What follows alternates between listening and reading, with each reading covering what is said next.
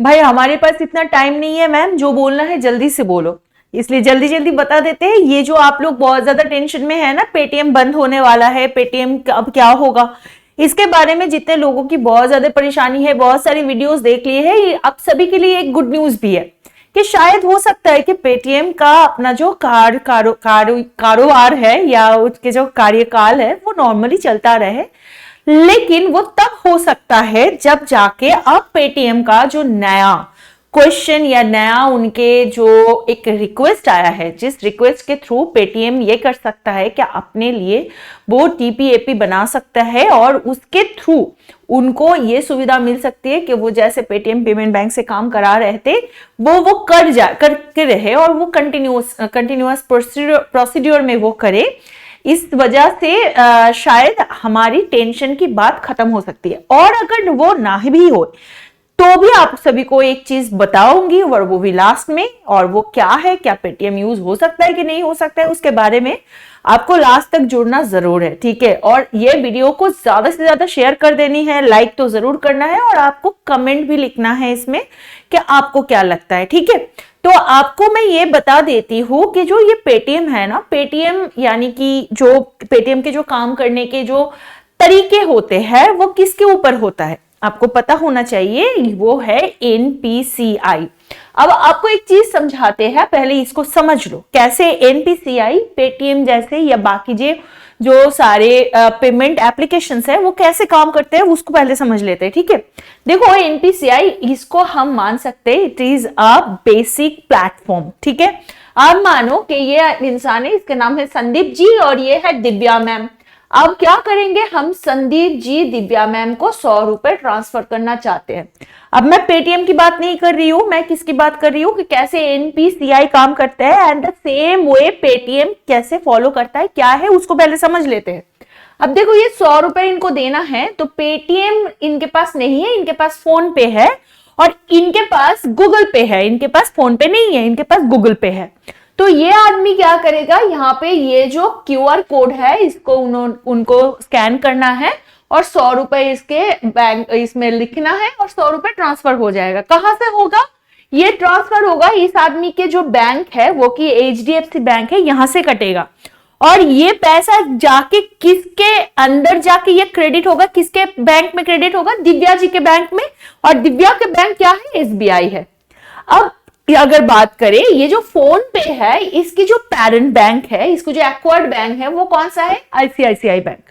और जो ये गूगल पे है इसका जो एक्वायर्ड बैंक है वो कौन सा है, एक्सिस बैंक, है ना। तो मतलब क्या होगा कि ये जो इसमें जमा होगा बेसिकली इसके जो पेरेंट बैंक है ये इसको हेल्प करेगा, इसको पैसा डेबिट होने में, और यहाँ पे एक्सिस बैंक इसको क्रेडिट होने में, यहाँ पे डेबिट करने के लिए हेल्प करेगा।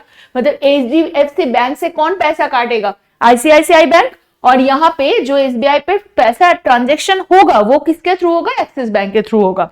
और ये पूरे कारोबार जैसे होगा कैसे, क्योंकि एनपीसीआई अपने जो सिस्टम रखे हैं उसके अकॉर्डिंग ये रखा जाएगा, ठीक है।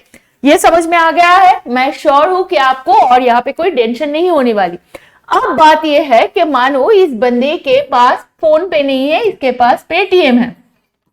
अब पेटीएम का जो बैंक है वो कौन सा है, वो पेटीएम पेमेंट बैंक है, ठीक है। अब आपको ये समझना है कि ये जो पेटीएम पेमेंट बैंक है इसके ऊपर लगाया गया है बैन, समझ में आया।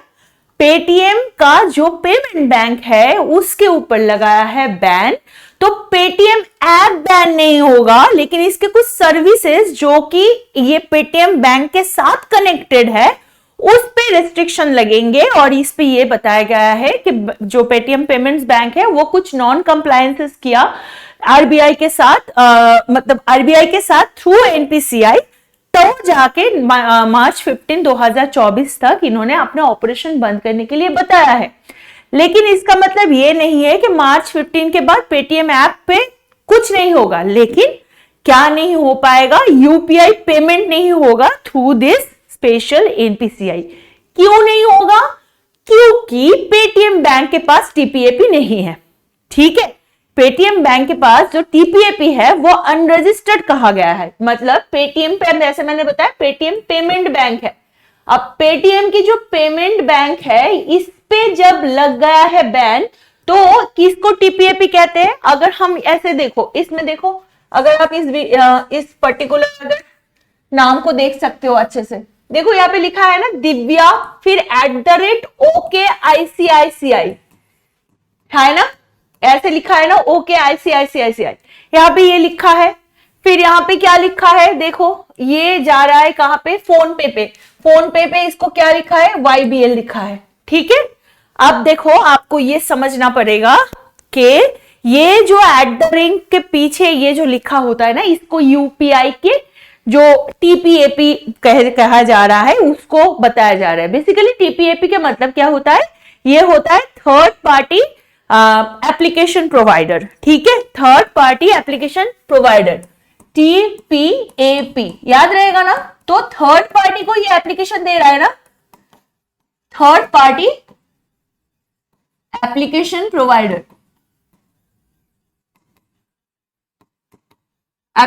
प्रोवाइडर, ठीक है, याद होगा। अब देखो वो इसकी वजह से आप @ के बाद कुछ चीज लगा रहे हो। अब पेटीएम वाले जो लोग हैं ना, इनका वो है कि हमारा तो ये काम नहीं कर रहा है, तो इन्होंने सोचा, पेटीएम के जो पेरेंट कंपनी है, वैसे आपको पता ही है एनपीसीआई पेटीएम पे कैसे काम करता है कि पेटीएम के जो आपका डिटेलिंग्स है वहां पे अकाउंट का डिटेल्स देना होता है, आपका फोन नंबर देना होता है, वैसे उसको एनपीसीआई के साथ पेटीएम का ऑथोरिटी को कनेक्ट किया जाता है। तो पेटीएम के जो पेरेंट कंपनी है जो कि है 197, इन्होंने क्या सोचा है? इन्होंने सोचा हम एक जुगाड़ लगाते हैं कि इन्होंने बताया कि पेटीएम बैंक्स पे टीपीएपी नहीं रहेगा, तो हम एक काम करते हैं कि ये जो 197 कम्युनिकेशन है, ये सोचा कि हम खुद का एक टीपीएपी बना सकते हैं क्या? अगर बना सकते हैं तो हमें उसका परमिशन दे दो। तो इसी वजह से इन्होंने क्या किया, टीपीएपी लगाने के लिए इन्होंने डायरेक्टली एनपीसीआई पे एक रिक्वेस्ट दायर किया है। अब उस रिक्वेस्ट को कंसिडर करने के लिए आरबीआई ने बोला कि भाई इनका ये है, ये चाहे इनका जो पेमेंट बैंक अगर बंद भी हो रहा है, लेकिन इसके अगर खुद का अगर टीपीएपी ये चलाएगा तो इसके थ्रू जो यूपीआई ट्रांजैक्शन है वो हो सकता है। अगर ये नहीं भी होता है तो इन दैट केस क्या होगा? आपको सिंपली पेटीएम के जो आपके डिटेल्स अकाउंट है उसमें जो यूपीआई एड्रेस है उसको चेंज कर देना होगा। ठीक है, तो आपको लग सकता है कि भाई पेटीएम तो मेरा गया, जैसे मैंने आपको टीपीएपी समझाया वैसे ही एनसीपीआई का भी आपको याद रखना है और पीएसपी का भी याद रखना है। पीएसपी होता है पेमेंट सर्विस प्रोवाइडर, जैसे यहाँ पे हमने बताया ना, ये जो आईसीआईसीआई बैंक है, यहाँ पे जैसे एक्सिस बैंक है, यही वो पेमेंट सर्विस को प्रोवाइड कर रहे हैं, किसके थ्रू? एनपीसीआई के थ्रू। ठीक है, ये पेरेंट है, ये ऑर्गेनाइजेशन पेरेंट है, ये इसको देख रहा है और ये क्या कर रहा है? Through this third party application अपने पैसे को ट्रांजैक्शन करने में हेल्प कर रहा है। समझ में आ गया? अब देखो ये बात आपको याद करनी है कि आपको लगेगा भाई हमारे पेटीएम अगर बंद हो जाएगा तो हम क्या करेंगे? कोई टेंशन की बात नहीं है। अगर आपके पास पेटीएम अकाउंट है तो सिंपल वे में आपको इसकी यूपीआई एड्रेस बदलना पड़ेगा। जहां पे आपका मानो कि यहाँ पे नंबर है, फिर यहाँ पे @ जाके यहाँ पे पेटीएम से रिलेटेड कुछ लिखा होगा, इसको आपको क्या करना है? इसको आपको चेंज कर देना है, फिर जाके पेटीएम अपने हिसाब से काम करेगा। क्योंकि पेटीएम पेमेंट बैंक पे बैन जो लगा है उसके बाद भी पेटीएम के जो अदर सर्विसेज है ना, जैसे कि म्यूचुअल फंड, स्टॉक मार्केट में इन्वेस्ट करना और फास्टैग जैसे जो सर्विस है, इस पे कोई असर नहीं होने वाला है और आप इन्हें आराम से यूज कर सकते हैं। पेटीएम ने अपने कस्टमर्स को एश्योर किया है कि वो अपने पेमेंट और फाइनेंशियल सर्विस बिजनेस को एक्सपेंड करते रहेंगे और उन्हें कोई इनकॉन्वीनियंस नहीं होने देंगे। आज यही बात था, तो आशा करती हूँ ये क्लास आपके लिए बहुत ही इंसाइटफुल रहा होगा। एंड्यूवर प्रेप के ऊपर आपको टीपीएपी का कंसेप्ट तो क्लियर हो ही गया है और आपको आशा करती हूँ कि आरबीआई और एनपीसीआई के बीच में जो डिस्कशन चल रहा है उसके अपडेट भी मिल गया होगा। तो आप निश्चिंत से रहिए, कोई टेंशन की बात नहीं है। कुछ लोग होता है भाई मेरा पसंदीदा तो शाहरुख खान है, नहीं मुझे सलमान खान नहीं चाहिए, मेरे को अमिताभ बच्चन चाहिए, धर्मेंद्र नहीं चाहिए, मेरे को भाई राहुल गांधी चाहिए, मेरे को मोदी नहीं चाहिए, कोई बोलता है भाई मोदी चाहिए, है ना। वैसे कुछ लोग होते हैं जिनको बोलते हैं भाई आप कितना भी बात कर लो, मुझे तो पेटीएम ही चाहिए। तो ऐसे लोगों के लिए आप निश्चिंत से रहो, ध्यान से रहो, आपके पैसे कहीं नहीं जाएगा। तो आप निश्चिंत होके अपना यूज कर सकते हो, और उसके बीच अगर लगता है कि आप चेंज करना चाहते हो आपके ऐप के प्लेटफॉर्म को, आप कर सकते हो।